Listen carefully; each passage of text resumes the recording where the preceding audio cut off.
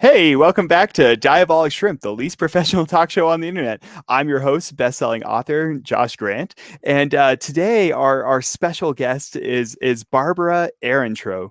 And Barbara, she's someone that I've known for years. She's such a wonderfully supportive person of other people. She writes a whole variety of things from like young adult to poetry to it's just like this variety of stuff. We're going to talk to her about a screenplay, actually, I get to hear about too. And so just a bit about her before we bring her on. Barbara Ehrentreu is a retired teacher from Queens and a tutor. She has written 2 young adult novels and a third ready to be published. In addition to this, she has published a poetry book and has written poetry in numerous places. Her work has been published in several anthologies, online e-zines, and anthologies internationally. Recently, she won first prize for her short romantic screenplay. I'm really excited to hear about that. Actually, I didn't know she wrote that. And to cap it off, Barbara hosts a radio blog talk show. So she's been waiting in the wings for a bit. So let's bring her on without further ado. Barbara, welcome to Diabolic Shrimp. Hi, Josh. Nice to see you. And mix the voice with the person. Yes, I'm just excited to see you. For our viewers that don't know, like Barbara, like I said, runs this radio kind of blog talk show, and so I've had a chance to be on her show as well. We'll talk about that today as well. So it's just like awesome to kind of bring a face to the voice as well. And so, but we want to get to know you a bit better, Barbara, and the best way to do that is show and tell. So did you bring us something? I did. I brought you one of my Bettys. Oh, fun. One of your Bettys. Yes. This is my dancing Betty. And I believe she is called, let me just see. She is called, well, what doesn't have her name, but she is one of the iterations of Betty Boop. And as you can see, she has these little red shoes. That's very fun. Stylish, very flamenco. The flamenco dress and the hair is all slicked back. And she has a rose in her hair. And I love Betty Boop. I mean, I have tons of them. I have up above on my desk, I have 10 more.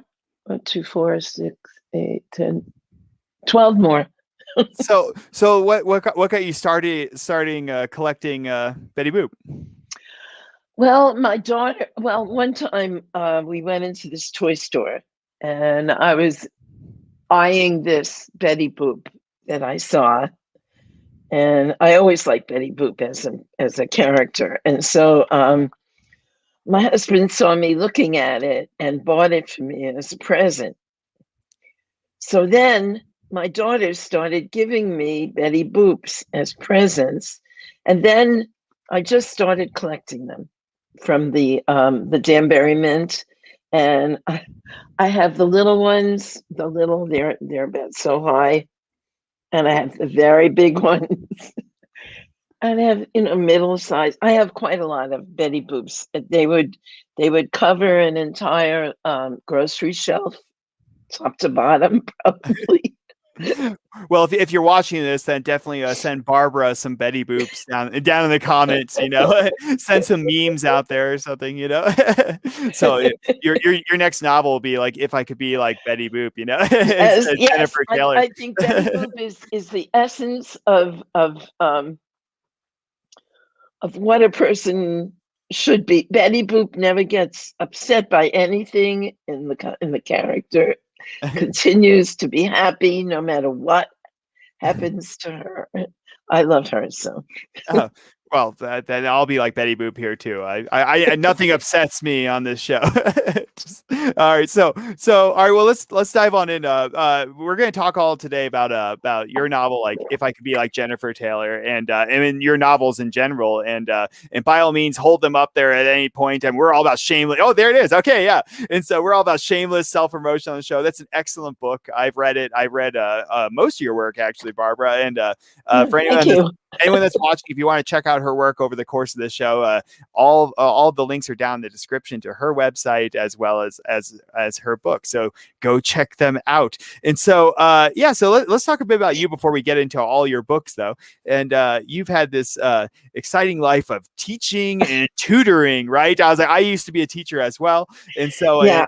like, you know, teaching is never a dull moment, right? And so I'm No. sure you've had a bit of adventure. Like, tell us about like one of your teaching adventures. My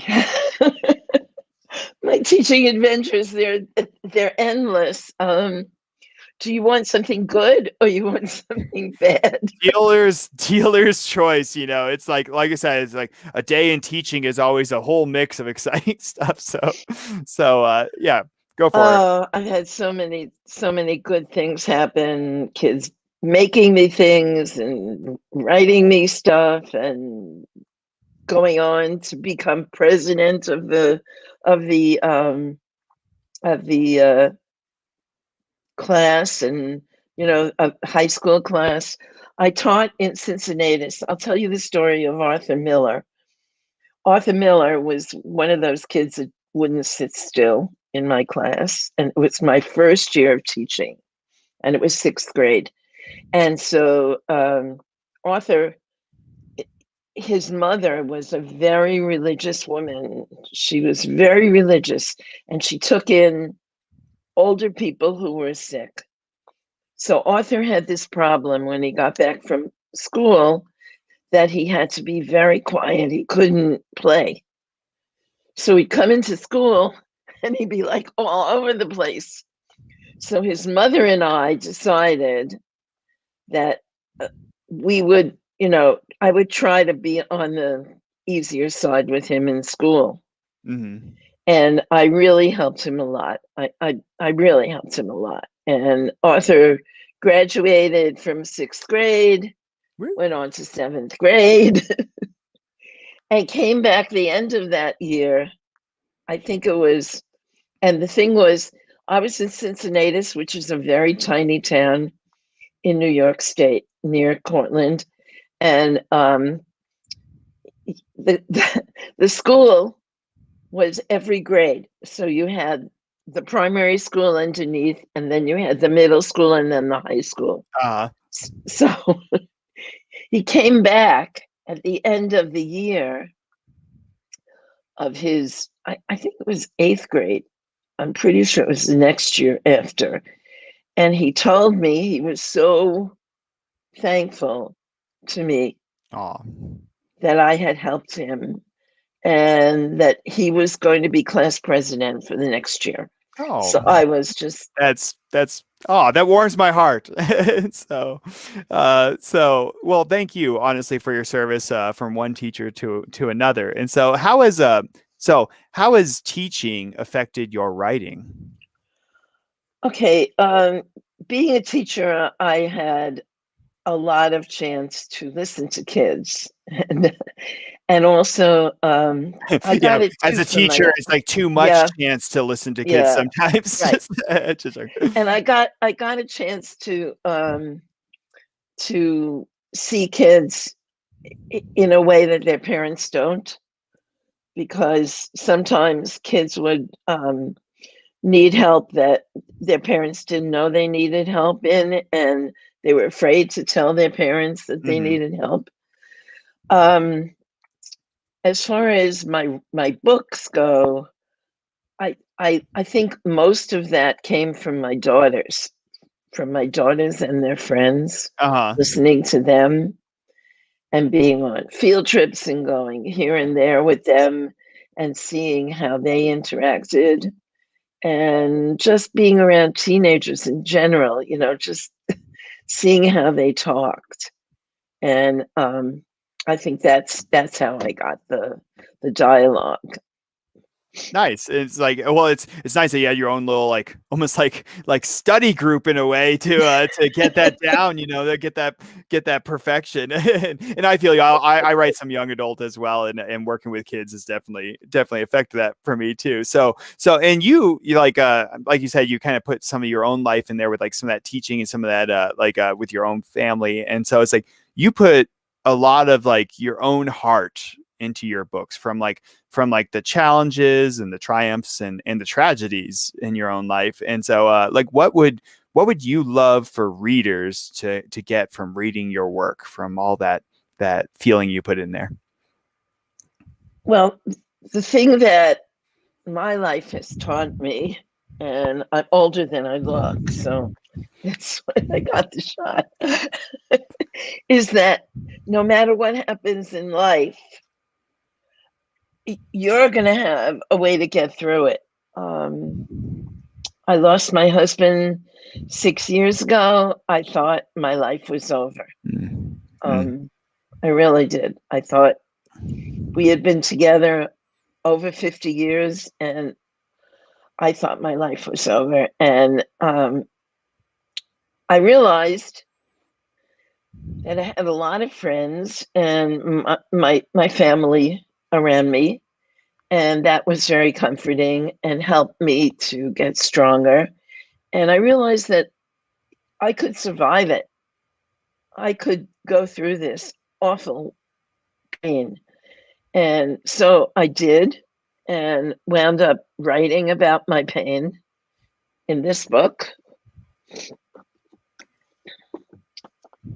You'll And that's probably forget and me that's living with and without Hal. This is the book that came from all of those poems. Every time I got sad, I wrote a poem. Yeah, And that was a very touching book. I read that one and reviewed that one as well, and I was definitely touched. I thank you for sharing, by the way, Barbara. I know that's not always easy to share that piece. You know, it's like I also lost somebody I couldn't afford to lose, and felt like, you know, there was no future and things like that. And I just, that's something I've always appreciated about your work, is that it shows that, you know, it's like what is grief, but, you know, love persevering, right? It's like it's you know, that even though you get shattered, you're never completely gone. You know, you can come right, back I'm together. sorry for your loss. Yeah. I don't remember exactly because I interviewed so many people, but I do know that losing somebody that is so close to you like that is probably the worst thing in life. I think probably if you could get by this, I mean, I lost my mother, I lost my father, I lost all my aunts and uncles, but I think I have one uncle left, but I'm not sure. And and having lost all those people and then losing my husband, it was a lot. Yeah. So I think you can get through it. And the way you get through it is by doing what is best for you. And what was best for me at the time was to write. Mm. Yeah, honestly, I feel that with some of my writing as well in the past. And so, well, there's beauty in the loss, and I do appreciate you sharing that. So, and you're someone that um, I've always like loved how kind you are, and how much you support other Thank people. you. You support, I mean, you support other authors through your radio blog show, right? Like Blog Talk Radio. And so, like what inspired you to start doing that in the first place? Okay, when I started that show, April Robbins was the head of the network, Uh-huh. and it was Red River Radio. Mm-hmm. And I had been on the page Red River Radio, and I knew some of the authors there, and I was listening to the shows.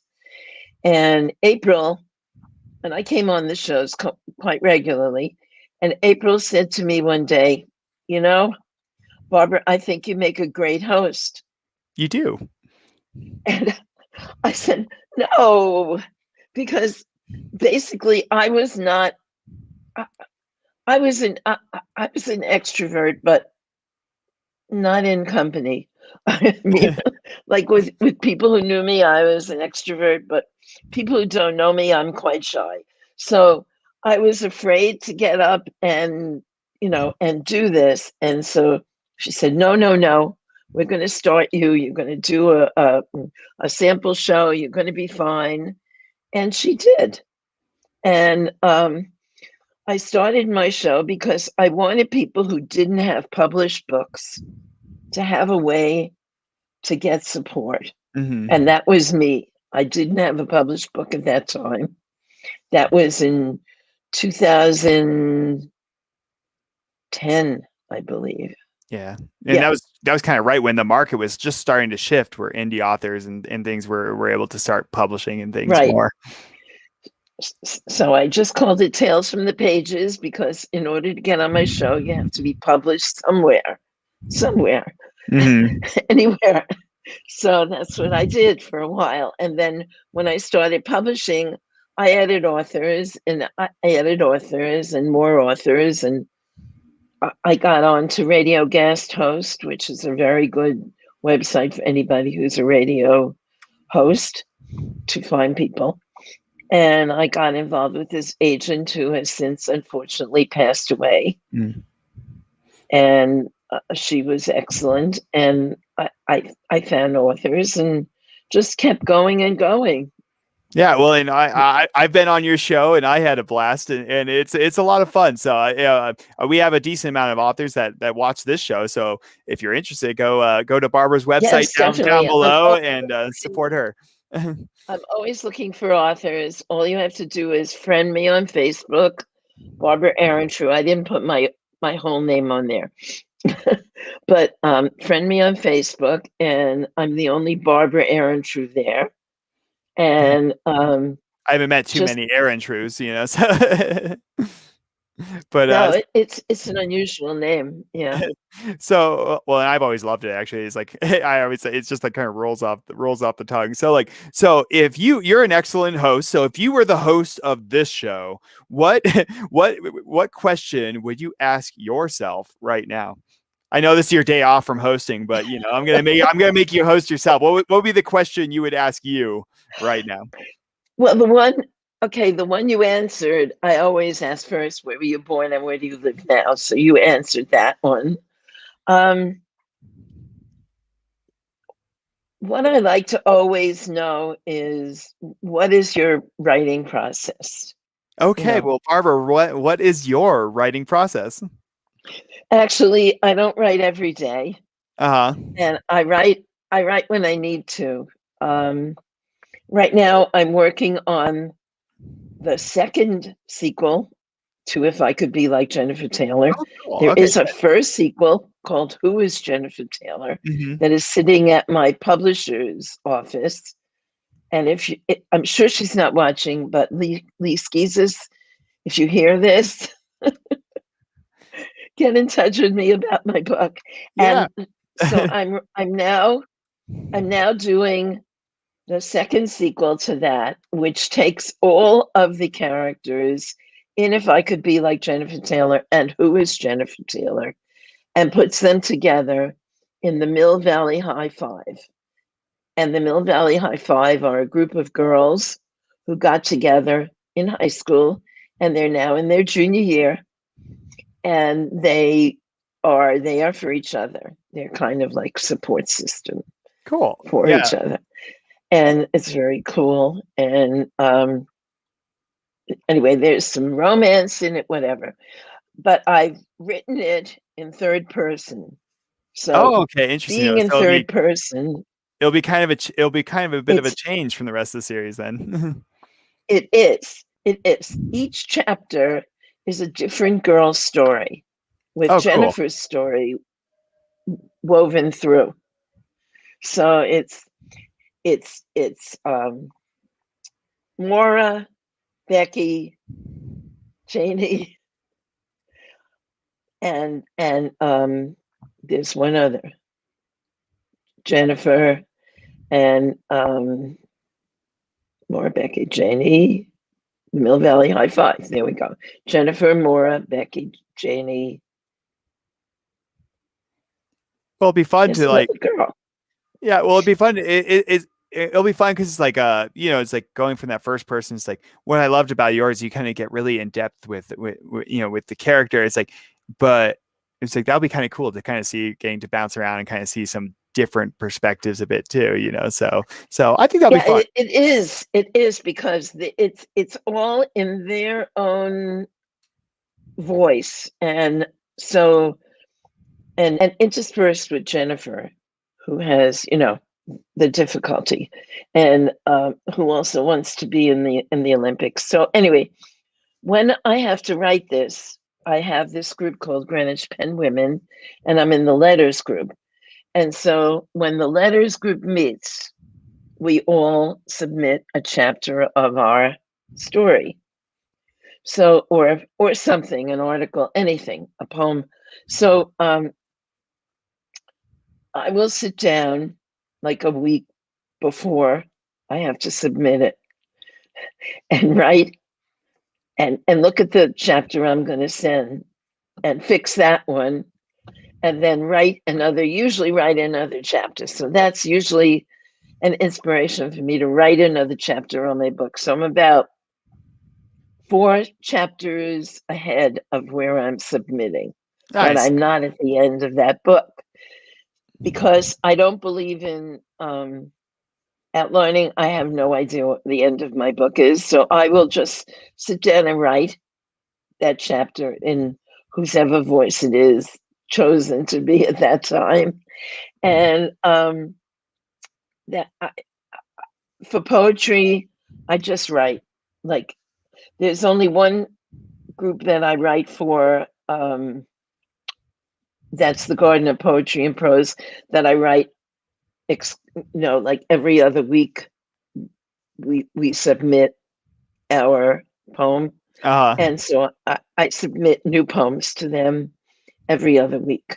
That's But kind of nice to have that, like, almost like an advocacy group. It's like I find, like, with writing, it's like sometimes I'll get so busy, and I like with the business side of this and all this, and working on right, Diabolic Shrimp, the website. It's like I eventually get back to where I was like, when was the last time I wrote? I should probably write something. So it's right. like, So so it's that nice. keeps me writing, and we do it to prompts, and we switch off whoever does the prompts, and they're 2 words and a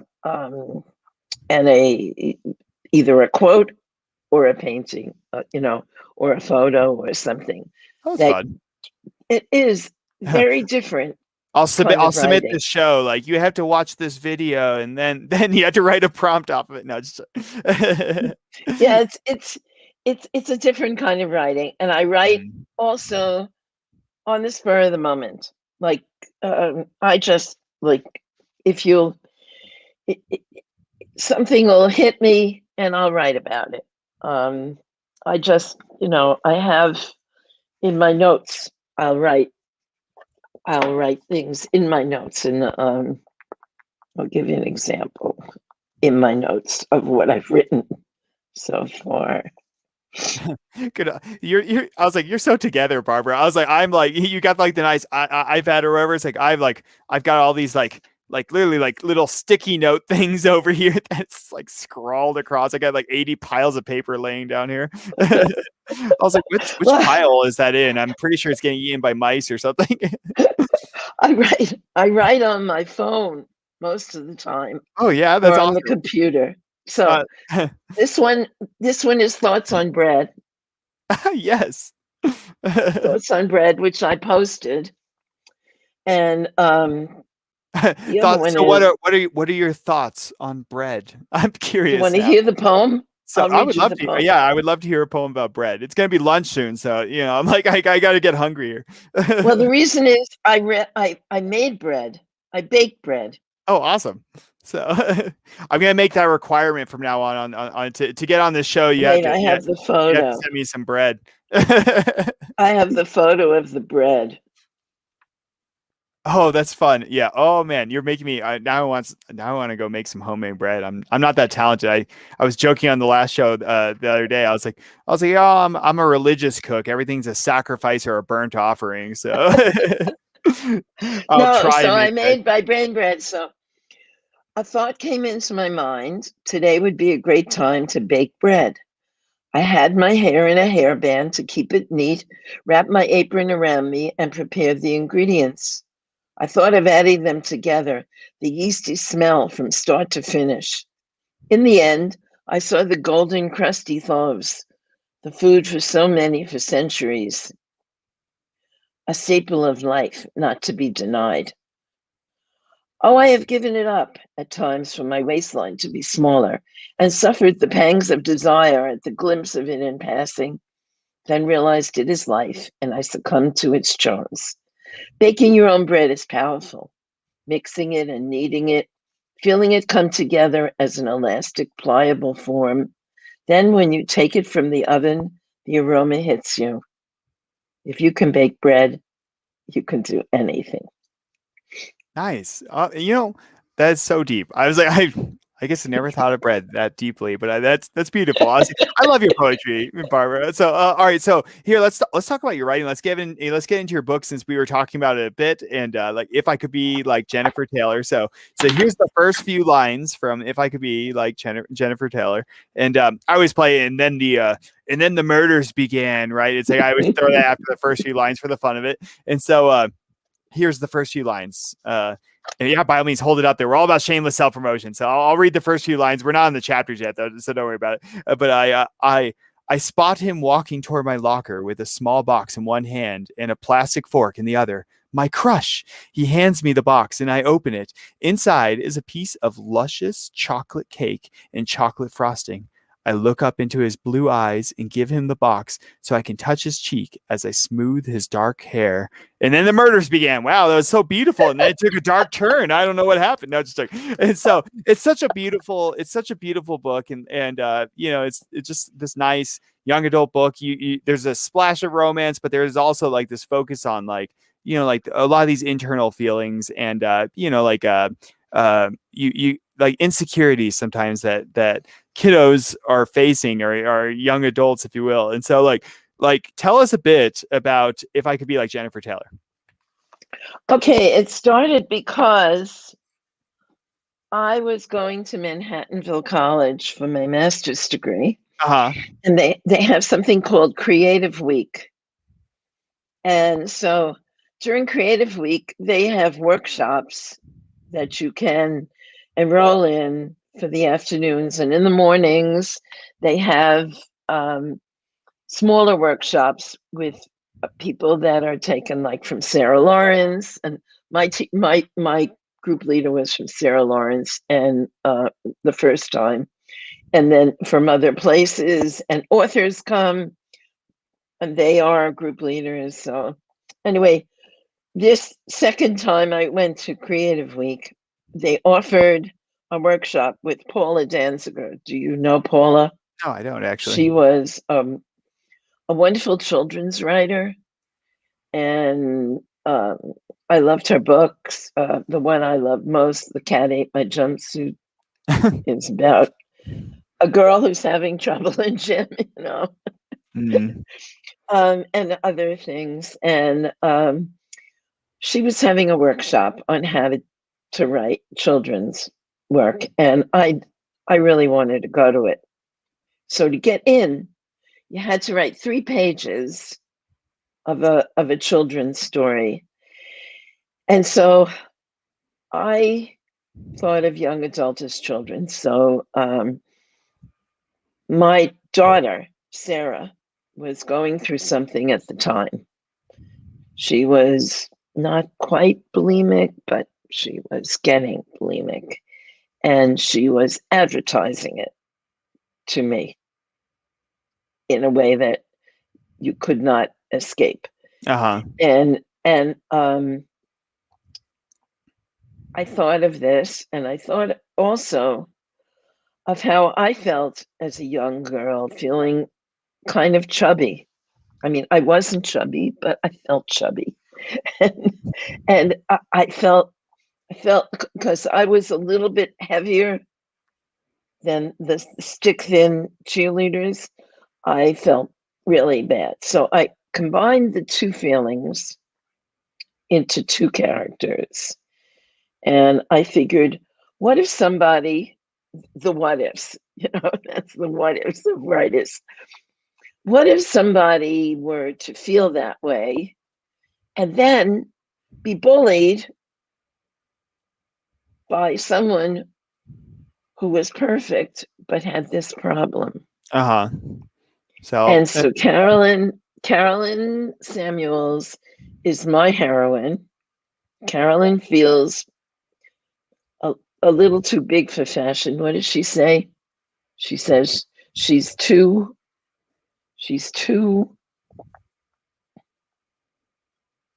what does she say? She's too thing for fashion.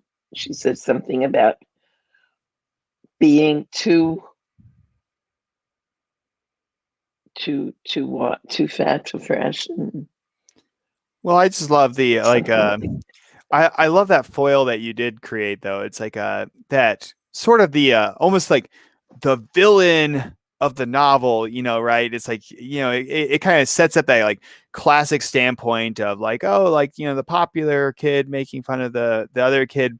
But what I loved about yours is like you had this like, no one becomes like, no one's just a villain, right? It's like you want to have like no, this depth, and Jennifer. that's Yeah, what Jennifer I and loved about Carolyn. Yeah, yours, is that it's like the villain in a Jennifer. way is Yeah, like the Jennifer. hero Yeah, too. That there's this. Jennifer is a mean girl, and she is bullying Carolyn since middle school, and doing it in a way that nobody knows except Carolyn. And Carolyn has kept it to herself and her friends. So nobody except Carolyn and her two friends know that this is going on. And Jennifer is very stealthy in how she does it. Mhm, So she doesn't really know. But Carolyn is really afraid of Jennifer by mhm. now. I mean, if you can imagine constantly being attacked without knowing when or where, and then being made to be her partner in math. Yeah, I connected with your book myself. I was bullied in middle school, and in a weird way, it kind of made me the kind person I am today. In a way, I just realized like I don't want to be like those people. I just want to be as nice as I can to as many people as I can, and it weirdly made me popular in a positive sense, right? It's like I was originally trying to be Right. popular in the negative sense and putting other people down, and I just realized that's not the way to go. And so I personally connected with your book. So like, what for you, was it a challenge to write it? Especially dealing with some of these like emotional things, and some of them you have a personal connection to it, or was it like kind of like a relief or kind of a joy to put some of those like hard feelings down to inspire other people? I had to do research on bulimia because Hmm. I didn't know as much about it as I wanted to know. And at that time, all you could do was email people. So I asked them to email me and do it anonymously if they wanted to. Uh-huh. So people gave me those stories, the stories that are written in here about what people feel like when they are bulimic came from that research. Uh-huh. So, that's true to life. And as far as the other stuff, um, I have I had been bullied in camp. Um, I had a terrible experience, and it taught me to be wary of people and not trust anyone, not even my cousin. And so, although she claims she never knew, I know we our relationship has been strained Uh-huh. since I was 12. So, Uh-huh. but other than that, I found writing that book to be extremely satisfying. I love the ending. I cry every time I read the ending. Yes. Well, that's well, and it's like, I'll go on and on about your books because honestly, like, just like your poetry is beautiful, right? But it's like, and your novels have this like just touchingness to them, like you said, like cried, like that is a great one. It's like cried in a good way. It's very your novels are very very touching, and I connect with on a lot of personal levels just from loss in my life or I dealt with bullying issues when I was like a middle schooler, and it's a big part of my heart working with kids nowadays to look out for those, the ones that get attacked and things. And so it's like, Yeah, and yeah, that's like it's yeah. it's molded me to be who I am. But like that's what I connect with on your books. You have all these like beautiful like like moments in there, and that's something I also loved about yours though, is that even the bully though, right, it's like has Well, this thing Jennifer, going on. yeah, Yeah, she that's what I'm saying. she It's like she's got stuff going on, and it's a big part of the depth of your book. yeah, she and Carolyn, yeah, I won't say what because but it is unusual for a bully. I will Yeah. say So, that. well, all right, so since we're on characters, right? Of all the great and deep characters you've made, and this is a hard, but it's like which is the one that you like best? Oh, that's hard. It's not necessarily like, I guess it's not necessarily your favorite. I guess which is your personal most likable character for you? Like who would you like to spend a week with? Oh, oh, definitely Carolyn. Yeah.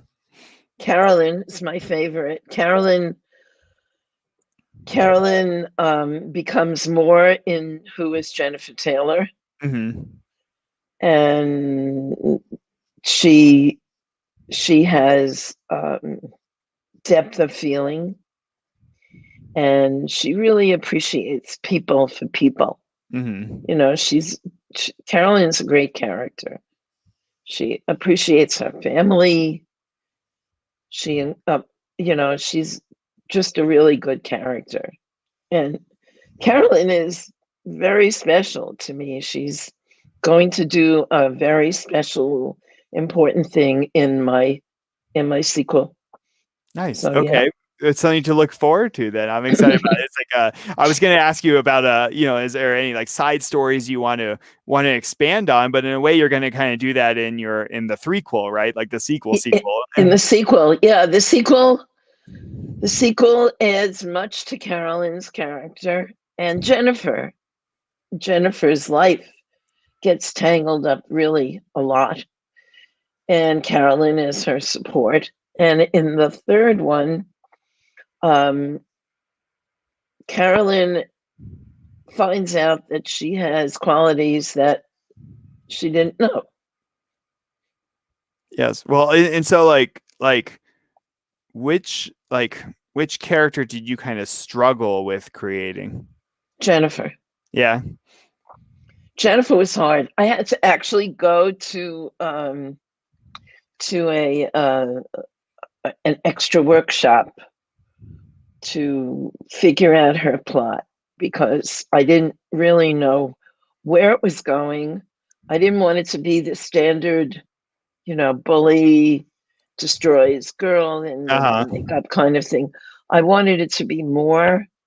And so Jennifer's plot is it was formed by the workshop, and it's like the oh, what was that called?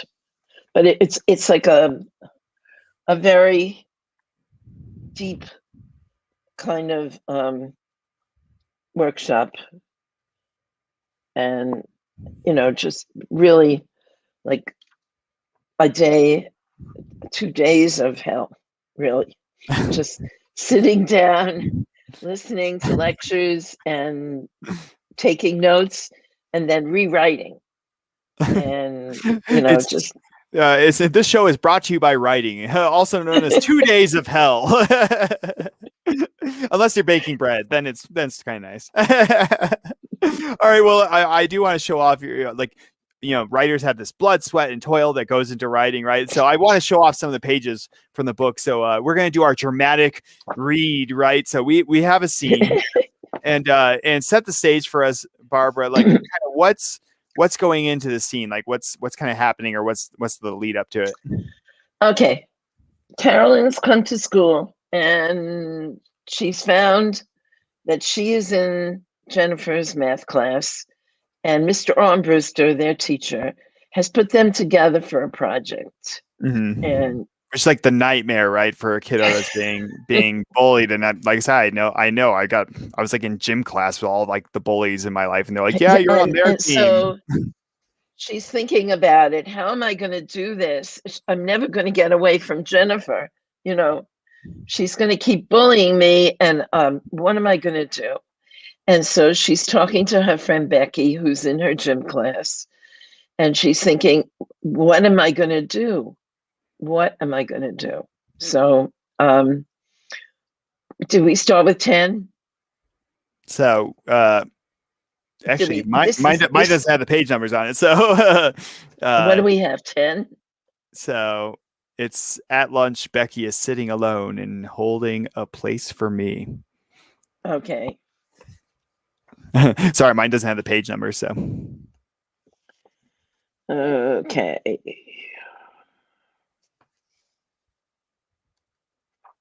So who would you like to play? Would you like to do all the dialogue and I'll be the narrator, or? It's up to you. I don't, Okay, I'll narrate and you can be the dialogue. Have you found it yet? I can't find at lunch. At lunch, Becky is sitting alone and holding a place for me. Janie has the one before us on gym days. I'm starving.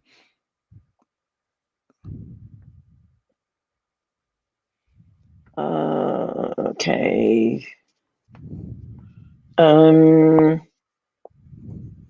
Sorry about that. I was like, I typed these up and I can't. I don't have the page I on there. Find it. Oh no, I can't find it. Okay, well here comes. I'll do the dramatic read so we don't run out of time here. And then and if you happen to find it, then you can also be characters. Just jump on in whenever you find it. So. Don't worry. This is why we're the least professional talk show on the internet. So you knew what you were signing up for when you. All right, you found it. All right, now we're super professional. Okay, you ready? I'll read and then you be the characters. So whenever their dialogue comes up. At lunch, Becky is sitting alone and holding a place for me. Janie has the one before us on gym days. I'm starving, but I force myself to eat non-fat yogurt. I miss Janie being here with Becky and me. The bell rings for 7th period, and I realize it's time for gym. Becky and I start out together. Once more, we'll be treated to the Jennifer Show. Miss Perfect in her color-coordinated gym outfit and her adoring fans watching as she always manages to get chosen team captain. I complain. Oh, I got you. So, do you remember the cheering for her when she did that triple somersault down the mats to start the gymnastics until unit last year? Becky says. Yes. And then remember how I went next and I looked like a turtle on its back? Jennifer looked at me and waved her hands at her sides, mimicking my ridiculous position. And I'm rolling around on the mat, trying to push my body over. I guess it was funny now I look back on it. I crack a smile. But oh my gosh, talk about embarrassing. Gym again with Jennifer will be too much for me to bear. I start breathing a little faster. Maybe she'll be in another gym class, Becky says. No way, I think. Gym classes in our school are arranged alphabetically, and of course, Samuels and Taylor would be in the same class. Becky's last name is Roberts. We are always together in gym. Becky pushes on the door to the lockers, and I steel myself for the show that is Jennifer. Kids are milling about and getting ready for gym. The smell of old sneakers and unwashed gym clothes mixes with shampoo. Tons of fun. I was about to have lunch, but not so much anymore. Becky and I can barely hear each other over the sound of the showers and the lockers slamming all around us. At least Becky is here to talk to. Maybe it won't be so bad. Feeling my old hatred of gym, I glance across the locker room and I see Jennifer in red designer shorts and a tight sleeveless shirt to match. She's standing in front of the only mirror in the room, turning back and forth. Becky and I slide into our loose camp shorts and t-shirt, and once they're on, we race onto the gym floor. Always better to be early for gym the first day. You never knew what kind of teacher you'd have. My athletic ability is 0, so I don't have a chance. Once I was a few minutes late and the gym teacher in middle school made me run around the gym 10 times, it took me the whole gym period. Becky and I sit on the low seats in the bleachers. But Jennifer and her group saunter into the gym and choose the highest seats, avoiding the rest of us. Miss Galen, the gym teacher, introduces herself and gives us a few minutes until the last stragglers come from the locker room. For those few minutes, I almost feel comfortable. My breathing returns to normal. I hear giggles from Jennifer and her group, but I ignore it. And then the murders began. Unfortunately, we're running a little low on time, Barbara, but we'll have a chance down the road here to get back to showing off your books. We're working on a check-in segment for Diabolic Shrimp, where we'll have a chance to get you back in just a couple months to oh, that's good. That's which would good. be You awesome got the whole see. feeling. Yeah, to see more. But it's like, but yeah, that trepidation. It's I can't talk about your books enough. I really hope people check it out. Like I said, it's down in the description down below. Check out those books. They're beautiful books, and especially like especially if you know somebody that's going through some stuff. Oh yeah, please do show off your books. Okay, well, here it is. This one I don't think you can get it in paperback anymore because the size is different for Amazon, and they changed it. I don't know. It's very confusing. This is my poetry book on lulu.com. You can get that in paperback. And this is After. Also, not sure. After is such a great book too. After is actually about my actual experience. The actual conversation that I had with my husband is in the first page. Yeah, and that is such a great book. So for people watching this, like how can we support you? Like I said, like books are down in the description. Please check them out, everybody. And but how else? Oh yeah, one more. Oh yes, and so this is the one I haven't had a chance to read yet. This one is on Amazon. You can get it in ebook, and it's under Brenda, but it's also mine. So look on my author page and you'll find it there. And anybody who has an ebook, if you want to get it autographed by me, you can go to autograph.com. Cool. And get it autographed by me. So anyway. Awesome. So like, well, and how can I mean, definitely go buy her books down there. They really are beautiful. They really are touching. Touching is the word I would definitely use for all your work. And so like, how can we as a community support your work? Buy it. You can buy it. You can tweet my the child poet is being tweeted now by all author. So if you see it on my I'm at Barbara.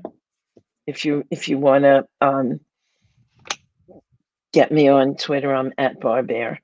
So just follow me and you can tweet it if you can't buy it. But I think my books are books that should be out there. I really would love them to be in schools. And that's been hard for me to do. So if you're a teacher and you're thinking about it, this would be a great book to be reading because it's pretty easy reading. It's like for 12 and up, the After and for If I Could Be Like Jennifer Taylor is 10 and up, but adults really love it. So I'll just say if I Could Be Like Jennifer Taylor is 26 4- and 5-star reviews, and After has all 5-star reviews. Nice. So very excited. There, I was like, and then it's good. I'm a best-selling author, and all my books get like 2 stars. So it's definitely. I'm not a best-selling author, although the child poet did become a bestseller for a day. I'm in it, yeah. But other than that means you are. And so and they're you deserve to be at least. I was like, they're excellent books. So Barbara, I'm sad we're running out of time. I wanted to share more of your book, but like I said, we'll have a chance to hopefully get you back on for a check-in segment of Diabolic Shrimp in just a couple months. And so sure. But Barbara, it was such a pleasure having you on here. We didn't even talk about my screenplay. I know, and I wanted to. So we'll have to save it. We'll have to save that for down the road. So it's something to look forward to. We'll get to you'll you'll get to tune back in and check out Barbara's screenplay next time for the check-in. So, but Barbara, thank you so much for taking the time and spending a bit of time with us today. Oh, you're welcome. My pleasure. It was wonderful. You were a great host, No, and thank you. So, especially coming for you, you're a fantastic host. So, thank you, thank you. all right, Barbara. I thought about doing a vlog, but it's so much work for a woman. A man can come on. All he has to do is comb his hair. A woman has to put on makeup and his whole production. I don't Actually get I don't even dressed. comb my hair, as you can see. So I just get up, and just walk over here. So No, you have to actually get dressed, put makeup on, and a whole production. So, but when you have a radio show, you can come in your pajamas and nobody knows. I know, that's what I was like. I thought about doing that for this. I was like, I don't know if I want to go through the work of actually being seen, but But all right, I Barbara, was surprised. It was, yeah. I watched the Golden Globes last night. Did you watch the Golden Globes? I caught a chunk of them, yeah. So I was kind of in and And out. one of the people who got an award was sitting there with her wife, and they were in pajamas, both of them. I was like, that's the way to do it. That's one of the good things we got out of the pandemic is no one has to dress up anymore. It's great. Right. But That's been my I always feel, I'm like, I feel if people are going to look at me, they don't want to see me in my sad nightgown. So So I think I look better in pajamas. So maybe I'll try that one of these days. You can only see my shoulders, so I'll just dress this part up. All right, Barbara. Hey, it's been a joy having you. Thanks for being on Diabolic Shrimp. oh, thank you, Josh. Really wonderful. Thanks. You're a great host. All right, I'll come back in the check-in. all right, awesome. I'll catch up with you in a bit. So that was Barbara Ehrentreu, and like I said, check out all of her stuff down below. If you're an author and you're interested in being on her show, go get in contact with her. Check out all of her works, and she's a wonderfully supportive person. So please do go buy her books. She has this great heart for people, and so. Thank you all for being with us on the show. If you want to support this show, hit that subscribe button down below, the red subscribe button. Buy any of my books.